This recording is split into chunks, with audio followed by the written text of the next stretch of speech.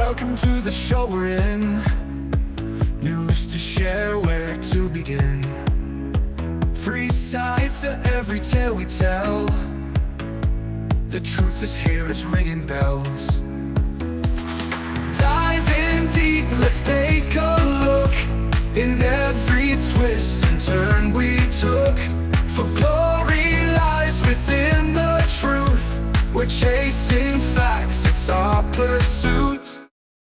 Welcome to a deep dive into the Four Agreements by Don Miguel Ruiz. Yeah. It's a book that draws on ancient Toltec wisdom to offer like a practical roadmap to personal freedom. Right. So think of it as a set of simple but powerful agreements you make with yourself. Agreements that can like radically shift your perspective and experience of life. Interesting. Yeah. Intriguing, right? What's fascinating is that Ruiz distills these complex spiritual concepts into four principles that are easy to understand, but can be challenging to actually live by. Okay, so let's unpack that. Sure. What exactly is this Toltec wisdom, and how does it apply to our lives today? The Toltecs were an ancient society in Mexico. Known for their deep understanding of awareness and spiritual practices. Ruiz uses this lineage as a foundation to explore how we often unknowingly become trapped by societal beliefs and how we can break free from those limitations. So you're saying that even in today's world, we're still being influenced by a sort of ancient code that may no longer serve us. Precisely. Ruiz calls this domestication. Imagine a wild animal full of spirit and freedom. Then imagine that animal being tamed, trained to obey, its natural instincts suppressed. Ruiz suggests that society does something similar to us. Interesting. From childhood, we're shaped by the dream of the planet, a collective set of beliefs, rules, and expectations that define what's acceptable and what's not. That's a powerful analogy. So we're all kind of living in this collective dream, following a script that we didn't write. No wonder we sometimes feel stuck or unfulfilled. It's like an unspoken book of law that we carry inside us. Exactly. We judge ourselves and others based on these rules, often without even realizing it. And when we don't live up to the code, we feel guilt, shame, even a sense of victimhood. Absolutely. It's as if we're constantly battling ourselves, trying to fit into a mold that might not even be the right shape for us. Exactly. So how do the Four Agreements help us break free from this? They offer a new set of agreements, ones that empower us to take back control of our lives. The first agreement is the foundation. Be impeccable with your word. At first glance, that sounds pretty straightforward. Don't lie, don't gossip. Watch your language, right? It goes deeper than that. Think of words as having a kind of magic, the power to create and destroy. Every word we utter is like casting a spell, shaping the reality around us and influencing how we perceive ourselves and the world. Now that's where it gets interesting. So you're saying careless word can actually have a tangible impact. Absolutely. Wow. Remember the example in the book about the little girl who's told she has an ugly voice?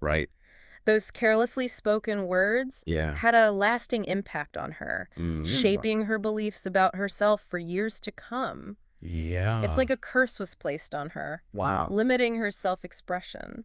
That was heartbreaking. But it illustrates how powerful words can be.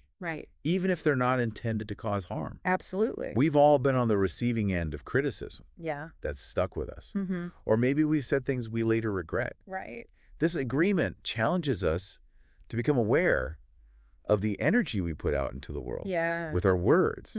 It's about choosing to speak truthfully, kindly, and with integrity, both to ourselves and to others. Think of it as breaking those negative spells and replacing them with affirmations of love and support.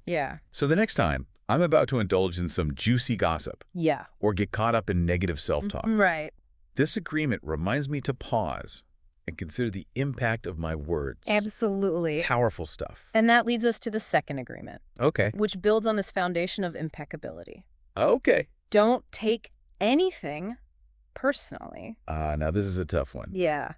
I'm definitely guilty of taking things to heart, especially when it comes from people I care about. Yeah. How can we possibly not take things personally? Right. Especially when they feel like a direct attack. Here's the key insight. Okay. What others say and do is always a projection of their own reality, their own beliefs, fears, and dreams. Okay. It's not about you. Okay. Even when it seems like it is. So you're saying that even if someone directly insults me, right, it's more about them and their internal struggles than it is about my actual worth. Think of it this way. Okay. If someone calls you stupid, it's likely coming from their own insecurities or frustrations, not from some objective truth about your intelligence. They're seeing you through the distorted lens of their own personal dream. Yeah. And you have the power to choose whether you buy into that distorted view. Wow, that's a real mind shift. Yeah. It's like realizing that everyone is walking around with their own little movie playing in their heads. Right. And sometimes those movies clash. Exactly. And when we take things personally, we're essentially letting someone else's movie dictate our emotional state. Yeah. But when we can detach from that need to be right or to control how others perceive us, we become free. Precisely. So it's about recognizing that we have a choice. Yeah. We can either get sucked into someone else's drama or we can step back, observe it with compassion, and choose not to let it define our experience. Precisely. And that leads us to the third agreement. Don't make assumptions. Oh, assumptions. The source of so much drama, miscommunication, and hurt feelings. Yeah. We've all been there. Right. Filling in the blanks with our own interpretations and ending up with a completely different picture than reality. Imagine you're expecting your partner to do something. Okay. Maybe pick up groceries on the way home. Okay. You haven't actually discussed it. Yeah. But you just assume they know what you want. Right. And they walk in empty-handed. Yeah. And you're instantly frustrated. Ugh. I've been there. Yeah. And it always ends up in an argument. Yeah. Because I'm feeling resentful. Right. And they're feeling confused. It's a classic example of how assumptions can create unnecessary conflict. Right. Ruiz suggests that instead of assuming we have the power to ask clarifying questions, express our needs directly, and communicate with more clarity and intention. So it's about replacing assumptions with curiosity. Yeah. And open communication. Yeah. It's about being willing to say, hey, can you clarify that for me? Exactly. Or here's what I'm needing right now. It's about replacing those mental stories we create with genuine connection and understanding. It can feel a bit vulnerable at first. Right. But it can transform your relationships. So far, we've covered 3 powerful agreements. Yeah. Be impeccable with your word. Don't take anything personally. Right. And don't make assumptions. Yeah. It seems like these are all about creating a more peaceful internal world and improving our interactions with others. They are. Okay. And they lay the groundwork for the 4th agreement. Okay. Which integrates the previous 3 into a powerful practice. Right. Always do your best. Doing your best sounds pretty straightforward. But I have a feeling there's a deeper nuance to it. Yeah. Is it about striving for perfection? Not at all. Okay. It's about recognizing that your best will vary from moment to moment, day to day. Right. Some days, your best might be a monumental effort, while other days it might be a quieter, more internal kind of effort. So it's not about comparing ourselves to others or beating ourselves up. Yeah. If we're not always operating at peak performance, it's about meeting ourselves where we are. Exactly. And giving what we can in that moment. Remember the story of the man asking the master how long it takes to achieve enlightenment through meditation. Right. The master's answer, always and never. Wow. It perfectly captures the essence of this agreement. It's about the journey, not the destination. Okay, I love that. Yeah. So it's about bringing our full presence and intention to every action, whether we're meditating, having a difficult conversation, or simply doing the dishes. Exactly. It's about finding the joy in the doing, regardless of the outcome. And it eliminates self-judgment. If you know you truly did your best in a given situation, there's no room for guilt or regret. Right. It's about aligning your actions with your heart and soul. Yeah. Rather than seeking validation or approval from others. This is starting to feel incredibly liberating. Yeah. But what about all those deeply ingrained beliefs and patterns that Ruiz talks about? Right. Those stemming from our domestication. Mm-hmm. How do we actually break free from those and create lasting change? That's where the deeper Toltec teachings come into play. Okay. And they involve some radical shifts in perspective. Okay. Ruiz suggests that achieving true freedom requires us to dismantle the entire belief system. Wow. We've been operating from the one rooted in fear and self-rejection. So you're saying it's not about tweaking a few habits, right, but about a complete overhaul of our internal operating system. Exactly.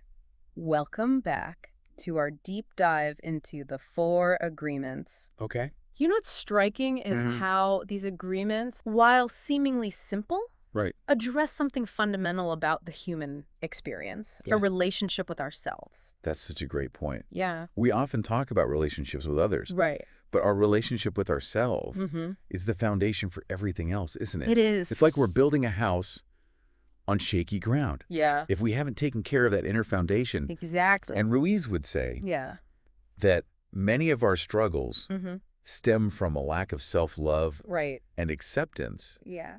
We internalize negative beliefs, leading to self-rejection, often without even realizing it. It's like having this inner critic constantly whispering doubts in our ears, telling us we're not good enough, smart enough, or worthy enough. That can be exhausting. And that's where the first agreement, be impeccable with your word, becomes so powerful. Okay. It's not just about what we say to others, but about the way we talk to ourselves. Okay. That inner dialogue has a profound impact on our reality. So it's about becoming aware of those negative thought patterns. Yeah. Those automatic, I'm not good enough tapes. Right. That play in our heads. Yes, and then consciously choosing to replace them with more loving and supportive messages. So like retraining our brains to focus on the positive. Yeah. To highlight our strengths instead of dwelling on perceived flaws. Exactly. It's about shifting from self-criticism to self-compassion. And as we do that, our whole relationship with ourselves starts to transform. Okay. We begin to experience a sense of inner peace and acceptance that wasn't there before. That makes so much sense. Yeah. And I bet this shift in self-perception would naturally lead to more fulfilling relationships with others, too. Right. After all, it's hard to truly love and accept someone else. Yeah. If we haven't learned to love and accept ourselves. You're absolutely right. Okay. It's all connected. And it ties beautifully with the second agreement. Okay. Don't take anything personal. Right. When we're grounded in self-love, we're less likely to be triggered by the opinions and actions of others. Okay. Their words and behaviors have less power over us. Because we no longer need their approval to feel worthy. Exactly. We're not seeking validation outside ourselves. Precisely. Right. We see their behavior as a reflection of their own internal world. Okay. Their own beliefs and experiences. Right. Not a judgment of our own worth. Yeah. It's like recognizing that everyone is on their own journey, dealing with their own stuff. That's such a freeing perspective. Yeah. It's like putting up a shield of self-love that deflects negativity and it allows us to stay centered in our truth. And it frees us to engage with others from a place of genuine compassion and authenticity without constantly feeling the need to defend ourselves. Or prove our worth. So we're less reactive, more responsive, able to see situations more clearly, and choose our actions with greater awareness. Exactly. It's about taking back our power. We're not at the mercy of our emotions or other people's opinions. Okay. We're empowered to choose our own responses based on what feels true and aligned with our values. This is all starting to sound incredibly empowering. It is. But what about those situations where we do feel hurt or triggered? Yeah. Is it even possible to completely avoid taking things personally? It's a journey, not a destination. Right. And Ruiz acknowledges that there will be times when those emotional stings happen. But the key is to catch ourselves in those moments, to become aware of the stories we're telling ourselves about the situation. Instead of reacting impulsively, we take a pause. We ask ourselves, is this really about me? Yeah. Or is it about something going on within this other person? Is this their movie playing out or mine? By stepping back and observing our thoughts and feelings, Okay. we create space for a more conscious response. It's like we're intercepting those automatic reactions Wow. and choosing a different path. And often when we look beneath the surface, Okay. we'll find that the other person's behavior Mm-hmm. stems from their own pain, fear, or insecurity. So instead of getting caught in the drama, Yeah. we can offer compassion and understanding, Right. both to ourselves and to the other person. And that can be incredibly healing Yeah. for the relationship and for our own inner peace. These first two agreements are all about cultivating a deeper sense of self-awareness and self-love, Right. which allows us to navigate relationships Yeah. with more clarity and compassion. It's like building a strong inner compass. Beautifully put. Okay. And it sets the stage for the third agreement. Oh, okay. Don't make assumptions. Right. When we operate from self-awareness and acceptance, Yeah. we're less likely to project our own beliefs and expectations onto others. Because we're more comfortable with uncertainty and ambiguity. Exactly. We don't feel the need to fill in the blanks. Right. With our own interpretations. We're more open to really hearing other perspectives. And that openness prevents so much conflict and drama. Right. Think about how many arguments stem from assumptions Yeah. we make about what someone else is thinking or feeling. It's like we're creating elaborate stories in our minds. Yeah. And then getting upset when those stories don't match up with reality. And often those stories are based on our own fears, Right. insecurities, or past experiences, Yeah. not on the actual situation. So this agreement is about becoming more present, more grounded in the here and now, Right. instead of lost in the labyrinth of our own minds. It's about being curious, open-minded, Yeah. and willing to communicate directly. Okay. It's about replacing assumptions with genuine inquiry. I imagine this is especially important in close relationships, Yeah. where we might be more prone to making assumptions Mm-hmm. based on familiarity or shared history. Right. We might think we know our loved ones so well Yeah. that we stop really seeing them. Absolutely. It's easy to fall into those patterns, but those assumptions can create friction and resentment over time. Right. Clear communication is essential. It's like we're taking our loved ones for granted Yeah. instead of truly seeing and hearing them in each moment. That's why expressing our needs and desires openly and honestly is so important. Absolutely. And being willing to listen to their perspective without judgment Yeah. to really understand where they're coming from. It's about creating a space for honest dialogue Right? where both people feel safe to share their truth, Yeah. even if it's uncomfortable. And by doing so, we build deeper intimacy and understanding, Exactly. strengthening the foundation of any relationship. This has been so illuminating. It has. I can see how these three agreements, being impeccable with our word, Right. not taking things personally, Yeah. and not making assumptions, create a more peaceful and fulfilling experience of life, Yeah. both internally and in our relationships. It's a powerful combination. And it beautifully sets the stage for the fourth agreement, Okay. which in many ways integrates all the others. Right. Always do your best. This one sounds straightforward, Yeah, but I bet there's more to it than just putting in effort. right. What's the deeper meaning behind doing your best? It's not about striving for an unattainable standard of perfection Okay. that can lead to burnout and self-criticism. Yeah. It's about recognizing that your best will fluctuate. Okay. It will look different depending on the day, Right. your energy levels, Yeah. the circumstances, Yeah. and even your emotional state. So it's about meeting ourselves where we are in each moment Precisely. and honoring our own unique rhythm and capacity. Some days, your guest will be a monumental achievement.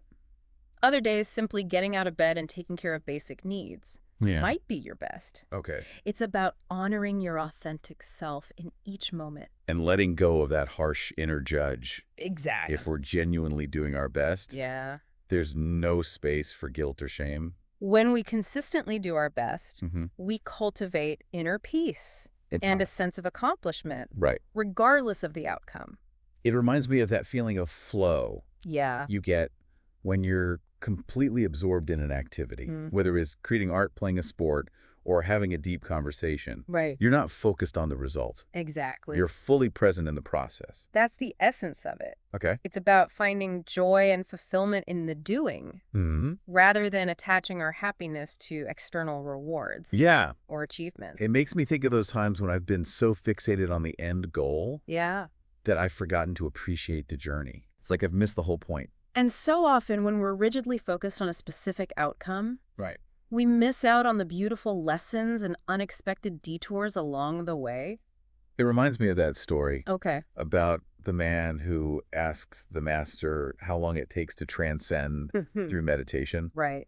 The master replies, Yeah. always and never. Exactly. It's about the continual process of growth and evolution, Yeah. not about reaching some predefined endpoint. That story perfectly captures the spirit of this agreement. Okay. It's about embracing the journey with all its twists and turns and finding the wisdom hidden within each experience. And this agreement seems to be about trusting ourselves, too. Yeah. If we're consistently doing our best, we can trust that we're making the best choices we can with the information and resources available to us in each moment. It's about releasing the need to control everything. Right. And trusting that we're guided by a deeper wisdom. You're exactly right. Yeah. It's about surrendering to the flow of life and having faith that things are unfolding as they should.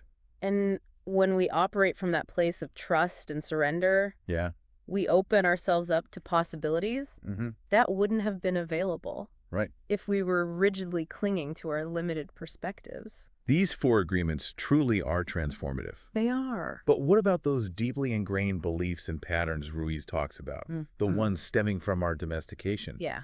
How do we break free from those limitations and create lasting change in our lives? That's where the deeper Toltec teachings come into play. Okay. And they involve some radical shifts in perspective. Okay. Ruiz suggests that achieving true freedom requires us to dismantle the entire belief system we've been operating from. Okay. The one rooted in fear and self-rejection. Wow. So you're saying it's not about tweaking a few habits, but about a complete overhaul of our internal operating system.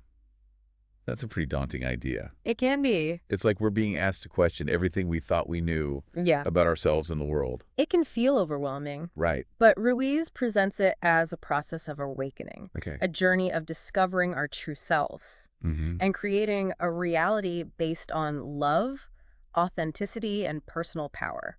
Right. He calls this creating heaven on earth. Okay, so heaven on earth. Yeah. That sounds pretty amazing. It does. But is he talking about some kind of utopia? It's not about achieving some perfect external state. Okay. Think of it as an internal shift, a change in perception that allows you to experience more joy, fulfillment, and connection in your everyday life. So it's not about escaping the world. Right. But about transforming our experience of it. Exactly. Okay. Ruiz suggests that the key to unlocking heaven on earth is shifting from a fear-based perception to one grounded in love. We've been talking a lot about how fear distorts our reality. Yeah. It makes sense that love would have the opposite effect, wouldn't it? It does. But how do we practically make that shift? It starts with ourselves. Okay. Cultivating self-love and acceptance lays the foundation for everything else. Think back to the first agreement. Right. It's not just about being kind to others, but also about how we treat ourselves. So it's about recognizing our inherent worth. Yes. Appreciating our unique qualities and practicing self-compassion, especially when we stumble. Yes. It's about quieting that inner critic. Right. And replacing it with an inner voice of love and support. Okay. As we nurture that inner love, it naturally extends outwards, influencing how we perceive and interact with others. So the more we love ourselves, the more love we have to share with the world. Exactly. It's like a ripple effect. That's when the magic of heaven on earth really comes alive. Okay. Relationships become more harmonious. Our work becomes more meaningful. And we feel a deeper sense of purpose and connection in our lives. But let's be realistic. Okay. Life isn't always sunshine and roses. Right. How can love possibly help us deal with the inevitable challenges and setbacks? Love doesn't erase difficulties. You'll still face obstacles. Right. But your perspective changes. You're able to approach those challenges with more resilience, resourcefulness. So instead of panicking or getting overwhelmed by negativity, you're able to tap into your inner strength and find creative solutions. And it can even allow you to see difficult situations as opportunities for growth and transformation. That reminds me of something Ruiz emphasizes, the importance of surrendering to the flow of life. Right. It's a tough concept to grasp. Yeah. Especially when we're in the middle of a storm. Surrender isn't about giving up. Okay. It's about releasing the need to control everything and trusting that there's a deeper wisdom at play. So it's about trusting our intuition. Yeah. Having faith that even when things seem to be falling apart, there's a bigger picture unfolding. Right. That we might not be able to see in the moment. Yes. Okay. It's a powerful shift in perspective that can bring a lot of peace and clarity. But how do we actually cultivate that level of trust and surrender? Right. It's easier said than done. It takes practice, for sure. Okay. One technique Ruiz suggests is to focus on the present moment, engage fully with what you're doing without dwelling on the past or worrying about the future. Ah, the power of now. Yeah. It's something we hear a lot these days. Right. But our minds are constantly pulling us in different directions. It's true. Yeah. But the more we can train ourselves to be present, to truly experience the richness of this moment, the more we tap into that state of peace and connection that Ruiz describes as heaven on earth. It's like stepping out of the constant chatter of our minds and into a space of pure awareness where everything just perfectly imperfect. Ruiz suggests that this state of presence is our natural state. It's only through our domestication, through the accumulation of fear-based beliefs that we've lost touch with it. So it's not about achieving something new, but about remembering something we've always known. Yeah. Something that's been within us all along. Exactly. Okay. And the Four Agreements offers us a path back to that remembrance. Okay. They help us reclaim our inherent wholeness and experience the freedom and joy that comes from living in alignment with our true selves. This deep dive has been truly eye-opening. It has. We've gone deep into how societal conditioning shapes our beliefs, how fear holds us back, and how the Four Agreements provide practical tools to break free and create a more loving and fulfilling life. We've explored a lot of powerful concepts. Self-love, impeccability with our words. The courage to let go of assumptions. The wisdom of surrendering to the flow of life. And the possibility of creating heaven on earth within ourselves. If this deep dive has resonated with you, I encourage you to explore the Four Agreements further and see how these powerful principles can support your own journey of personal transformation. Remember, the power to create the life you desire lies within you. Starts with the agreements you make with yourself and the choices you make every single day. Thank you for joining us on this deep dive. It's been a pleasure. May your journey be filled with love awareness and the freedom that comes from embracing your true nature.